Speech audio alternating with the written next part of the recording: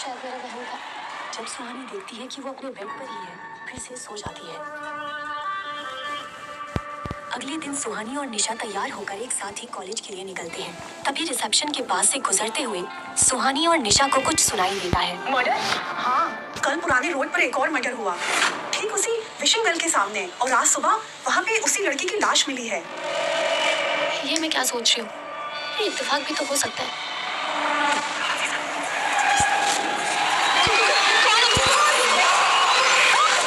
शायद इसी वजह से मुझे वो सपना आया। और वैसे भी निशा ने तो कहा था कि विशिंग वेल के आसपास अक्सर ही लोगों की लाशें मिलती हैं। क्या हुआ? सुना तूने? इधर आ। बाय द वे, आज वहाँ किसकी लाश मिली? लाश किसी जर्नलिस्ट की। वो कल रात को इन्वेस्टिगेशन के लिए पुराने रोड पर गई थी ना। सपने में वो लड़की एक जर्नलिस्ट ही लग रही थी। नहीं, ये सब मेरा वहम है। क्या हो रहा है यहाँ? चलो, कॉलेज का वक्त हो रहा है। देखा कितनी लकी हो तुम, वरना वो लाश तुम्हारी भी हो सकती थी। Exactly. कल रात उस लड़के ने मेरी मदद नहीं की होती ना, तो शायद लाश मेरी ही होती। हाँ? कौन सा लड़का? निशा का सवाल सुन सुहानी थोड़ा संकोच करती है। वो निशा को इस बारे में बताना नहीं चाहती थी। क्या बात है, कल रात जंगल में तुम्हें कोई हीरो मिल गया? दिखता कैसा था? हैंडसम था। तुमने मुझे बताया क्यों नहीं? कुछ भी। अब चले कॉलेज। गलत बात है। फिर निशा सुहानी को और परेशान नहीं करती और वो दोनों कॉलेज के लिए निकल जाते हैं। लेकिन कॉलेज की ओर जाते समय सुहानी को ऐसा लगता है कि जैसे कोई छुपकर उसे देख रहा है। सुहानी, क्या हुआ? चल।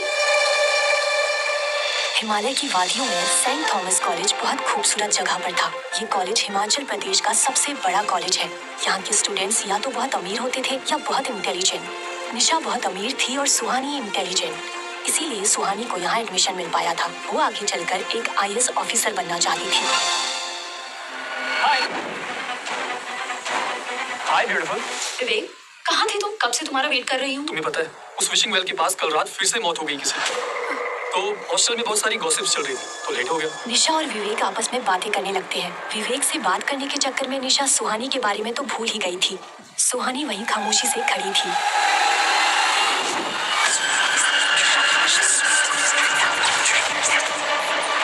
वो ध्यान लगाकर समझने की कोशिश करती है कि वो आवाज कहाँ से आ रही है और उस आवाज का पीछा करते हुए कॉलेज के पीछे चली जाती है। सुहानी निशा और विवेक से काफी दूर कॉलेज के पीछे आ जाती है। वो जगह बिल्कुल सुनसान थी, वहाँ कोई भी स्टूडेंट नहीं था। सुहानी के ठीक सामने एक बड़ा सा बरगद का पेड़ था। उस पेड़ के इर्द गिर्द लाल धागे बंधे हुए थे, जिसे सुहानी बड़ी गौर से देख रही थी। सुहानी को ऐसा लग रहा था जैसे वो आवाज इस पेड़ से ही आ रही है। बरगद के पेड़ के पास पहुंचते ही उस पेड़ का वातावरण पूरी तरह से बदल जाता है।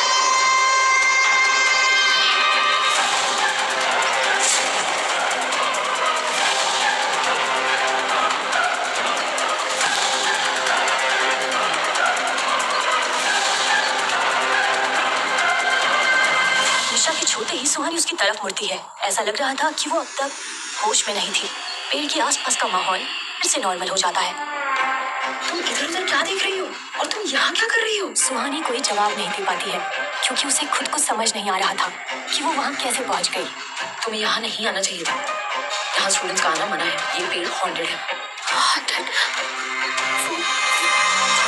कुछ महीने पहले इस पेड़ पर एक लड़की ने फांसी लगाकर सुसाइड कर लिया था, इसलिए कॉलेज मैनेजमेंट ने इसे तांत्रिक से बंधवा दिया और इस तरफ हमारा आना मना है। किसकी लाश?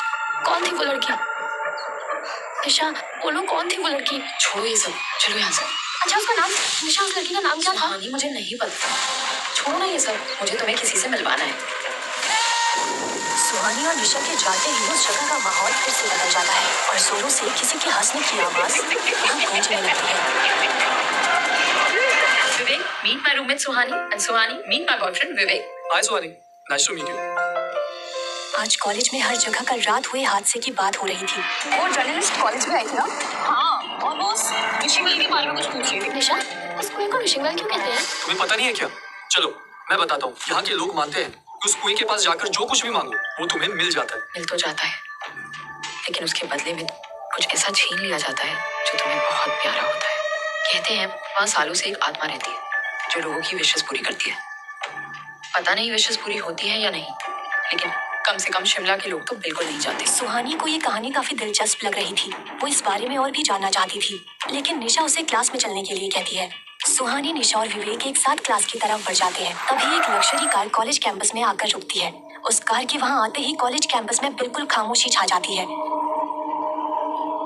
जब कार का दरवाजा खुलता है तो उसके अंदर से एक बहुत खूबसूरत औरत बाहर आती है।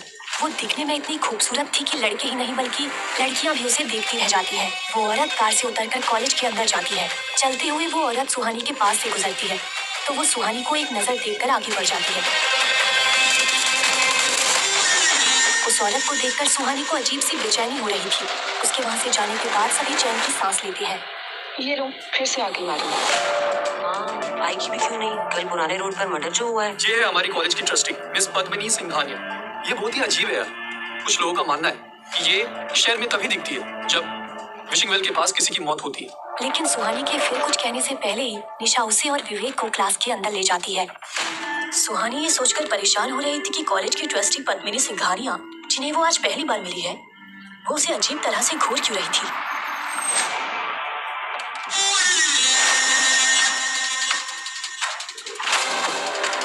बेवजह अनजानी चीजों को नहीं छेड़ना चाहिए। कभी कभी इसकी बहुत बड़ी कीमत चुकानी पड़ती है। ये अभी अभी क्या बकवास करके गई? वही तो मैं सोच रही हूँ। छोड़, चल। रात के 3 बजे थे। शहर में हर तरफ खामोशी थी। उसी बीच पुरानी रोड में एक लड़का बड़ी तेजी से चल रहा था और ये वही लड़का था जिसने सुहानी को साई से बचाया था। क्यों बचाया तूने उसे? प्लीज मासूम लोगों की जानें लेना बंद करो। तुम अच्छी तरह से चाहते हो। अब ये मौतें कभी नहीं रुकेंगी। अब मैं तुम्हें ये जाने लेने नहीं दूंगा। तुमने पहले भी कोशिश की थी, लेकिन होता वही है जो मैं चाहती हूँ। कौन है वो लड़की जिसे बचाने के लिए तू मेरे खिलाफ चला गया था? युवराज साई के गुस्से से वाकिफ था, इसलिए वो चुपचाप वहां से जाने के लिए मुड़ा। तुम कितनी भी कोशिश कर लो, अब वो मेरी नजर में आ चुकी है। कब तक बचाओगे उसे?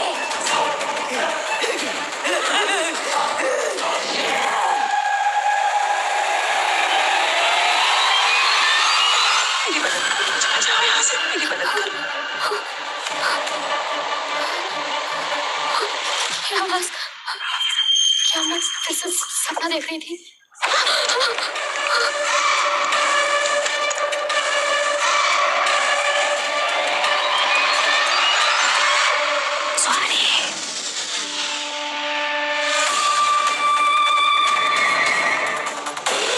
क्या उस साई ने उसे फिर से अपने वश में कर लिया था? आखिर क्यों पड़ा है वो साया सुहानी की जान के पीछे? कौन है वो लड़का? आखिर क्या रिश्ता है उसका उस साई से? जानने के लिए सुनते रहिए हमारी सबसे खौफनाक कहानी साया, अ कर्स लव स्टोरी।